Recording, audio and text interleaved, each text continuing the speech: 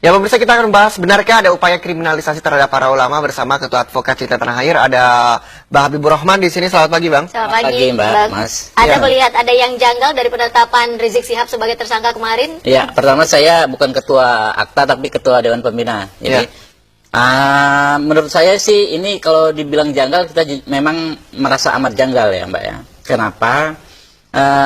Undang-undang yang dituduhkan adalah 154. Di situ jelas kalimat katanya yang disebut adalah lambang negara. Jadi objek yang dihina itu mesti lambang negara. Lantas kita mau tahu apa sih lambang negara, gitu kan? Kalau kita waktu SD, SMP kan belajar ada dasar negara, ada lambang negara. Nah, ini dipertegas lagi di Undang-Undang Nomor 24 tahun 2009 tentang bendera, lambang negara dan apa yang intinya ya, pasal 1 angka 3. Lambang Negara Kesatuan Republik Indonesia yang selanjutnya disebut lambang negara adalah Garuda Pancasila dengan semboyan Bhinneka Tunggal Ika.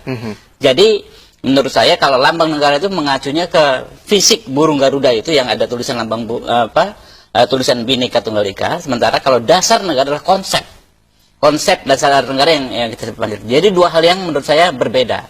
Nah, pidato yang saya lihat di internet, ya, yang disebut-sebut sebagai pidato yang dilaporkan tersebut, Habib Rizik nggak bahas soal lambang negara burung Garuda yang secara fisik itu. Yang dibahas adalah konsep sejarah Pancasila sebagai konsep. Nah, kalau dalam pidana itu kan pemenuhan unsur delik. Ya.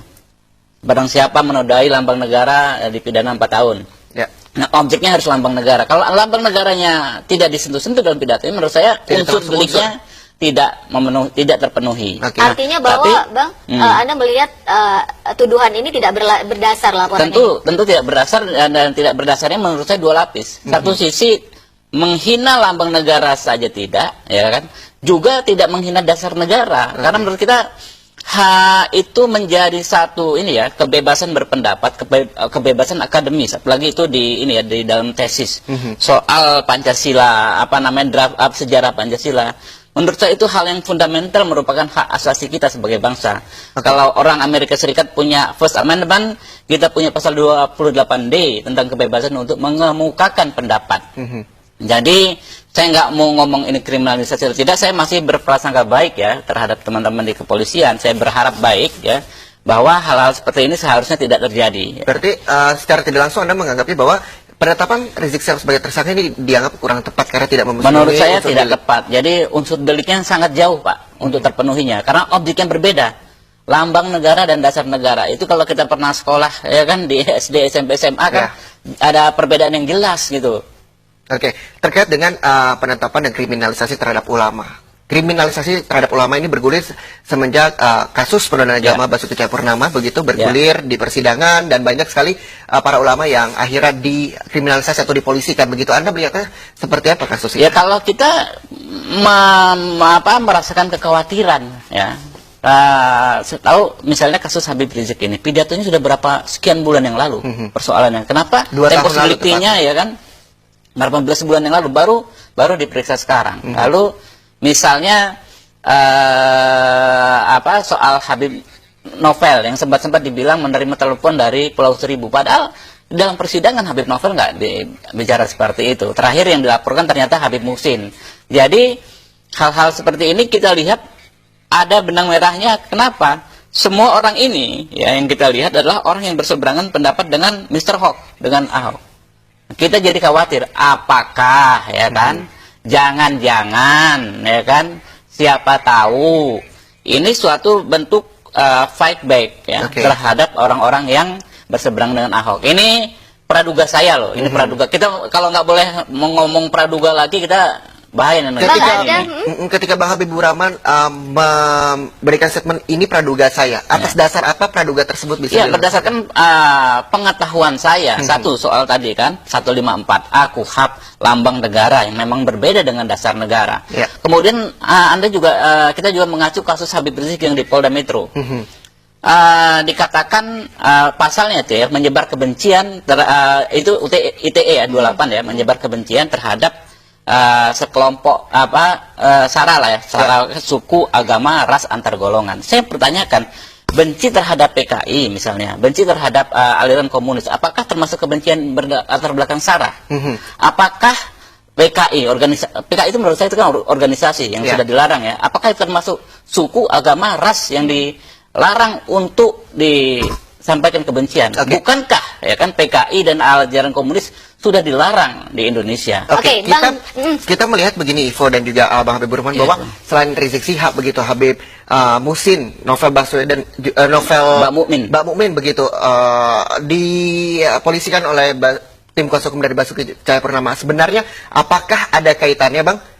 Anda melihat ada benang merah karena penetapan Rizik Syihab ini sehari sebelum sidang ke-8 itu kekhawatiran kita. Itu kekhawatiran kita dan kita akan tahan dulu, Bang, karena usai jeda kita masih akan membahas terkait bagaimana sebenarnya kaitannya kriminalisasi ulama terhadap persidangan Basuki Cahayapurnama. Usai jeda berikut tetaplah bersama kami di News Pagi. Masih bersama Bang Habibur Rahman, Dewan Pembina Advokat Cinta Tanah Air. Tadi seperti pertanyaan yang sebelumnya belum sempat terjawab, apakah ini sebenarnya ada kaitan atau seperti benang merah dengan musim dilaporkan ke kepolisian. Kita tahu ada Novel Mbak Mukmin, lalu ada Habib Muhsin, lalu sehari sebelum sidang hari ini ada pembawa bendera, ya, ada kasus-kasus makar. Nah, kita dari sekian banyak ya sekarang ini orang-orang dituduh makar ada berapa belas orang. Kemudian orang dituduh menghina penguasa umum ada juga Pak Ahmad Dhani. Lalu ada juga Habib Novel yang dilaporkan, saya dengar Habib Muhsin, Habib Rizik 2 kali, bahkan ada 3-4 perkara ya. Saya khawatir karena melihat ada kesamaan di antara orang-orang ini, yaitu orang yang bersikap kritis terhadap situasi saat ini, bersikap kritis dan menentang yang namanya Pak Ahok gitu. Nah, saya khawatir apakah ini pertanyaan kita bersama-sama, apakah ini sebuah quote and quote yang namanya crackdown gitu loh, sebuah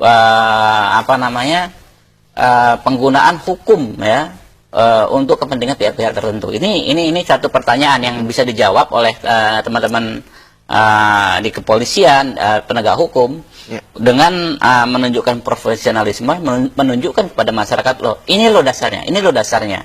Nah, tapi ya itu kita akan tetap selalu berargumentasi satu sama lain. Berarti Bang, Anda melihat sebenarnya ada indikasi seperti unsur itu kita khawatirnya seperti itu. Kita nggak mau judgement. Ini kita perlu garis bawahi, kita nggak perlu judgement. Situasi seperti ini bahaya sekali kalau judgement, jangan-jangan kita pulang bisa kena juga gitu kan. Jadi ini sekali lagi saya tekankan, ini adalah pertanyaan ya, pertanyaan kita terhadap penyelenggara negara ini khususnya dalam bidang hukum. Oke. Jadi memang seharusnya seperti apa, Bang, untuk menghindari adanya kriminalisasi harusnya terhadap ulama? Harus jelas, Pak. Saya ini tukang lapor gitu loh. Ya. Kita tahu ketika kita melapor ke Polda, melapor ke Mabes Polri itu nggak gampang, Pak, diterima. Diperiksa dulu, di bagian pertama diperiksa dulu. Apakah ini memenuhi unsur secara umum atau tidak? Apakah ini pidana, apakah ini perdata, apa malah bukan tindak pidana sama sekali? Kalau tidak, biasanya ditolak loh sudah di pertama itu. Lalu ada tim analis.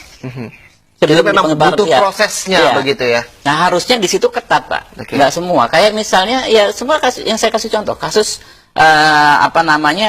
Habib Rizik yang di Polda Jabar. Menurut saya objek dalam pasal 154A itu jelas adalah lambang negara, which is per definisi itu berbeda dengan dasar negara sebagai konsep. Itu menurut saya harusnya mentah sejak laporan. Apalagi misalnya 320 soal pencemaran nama baik. Yang dianggap dicemarkan nama baik adalah orang tua yang sudah meninggal dunia. Apakah anak bisa mewakili? Itu juga saya nggak pernah temukan ya dalam kasus di Indonesia. Jadi ketika adanya kriminalisasi terhadap ulama ini menurut Anda dalam berkaitan dengan persidangan Basuki Cahayapurnama? Itu kekhawatiran. Saya tidak berani judgement. Kekhawatiran Dewan Pembina Advokat Cinta Tanah Air ini tentunya juga menjadi tanda tanya besar buat pemirsa di rumah, dan dialog ini juga akan kita sambung lagi, Bang, di Breaking News nanti dengan rekan kami Loviana Dian. Kayaknya kita harus mengakhiri dulu. Terima kasih banyak Bang Habibur Rahman atas waktunya pagi hari ini selaku Dewan Pembina Advokat Cinta Tanah Air. Dan pemirsa, usai sudah News Pagi edisi hari ini bersama kerabat kerja yang bertugas, saya Muhammad Syahriza dan saya Ivo Nasution. Anda tetaplah bersama kami di iNews TV karena dialog soal kriminalisasi ulama, apalagi penetapan Rizik Syihab sebagai tersangka sehari sebelum sidang Ahok hari ini masih akan dilanjutkan bersama rekan kami Loviana Dian. Terima kasih, selamat pagi, sampai jumpa. Pemirsa, Anda masih bersama kami dalam iNews Pagi. Kepolisian daerah Jawa Barat menetapkan Rizik Syihab sebagai tersangka kasus penghinaan lambang negara dan seseorang yang sudah meninggal dunia, sebagaimana dilaporkan Putri Proklamator Soekarno Sukmawati. Penetapan Rizik Syihab sebagai tersangka kasus penghinaan lambang negara dan seseorang yang sudah meninggal diputuskan setelah gelar perkara ketiga yang dilakukan Polda Jawa Barat petang kemarin. Kabid Humas Polda Jawa Barat, Kombes Pol Yusri Yunus mengatakan dalam 3 kali gelar perkara ada 18 orang saksi yang dihadirkan. Di antaranya saksi ahli bahasa, ahli sejarah, ahli filsafat, dan juga ahli pidana. Polisi menyimpulkan telah terpenuhi semua unsur sehingga kasus penghinaan lambang negara dan seseorang yang sudah meninggal sebagaimana dilaporkan Sukmawati ditingkatkan statusnya menjadi penyidikan dan Rizik Syihab sebagai terlapor menjadi tersangkanya. Rizik Syihab dijerat pasal 154A dan 320 KUHP dengan ancaman maksimal 4 tahun dan 9 bulan. Dengan ancaman hukuman tak lebih dari 5 tahun, maka Polda Jawa Barat tak menahan Rizik Syihab. Selanjutnya Polda Jawa Barat akan secepatnya menyelesaikan semua berkas dan menargetkan bisa memeriksa Rizik Syihab pekan depan.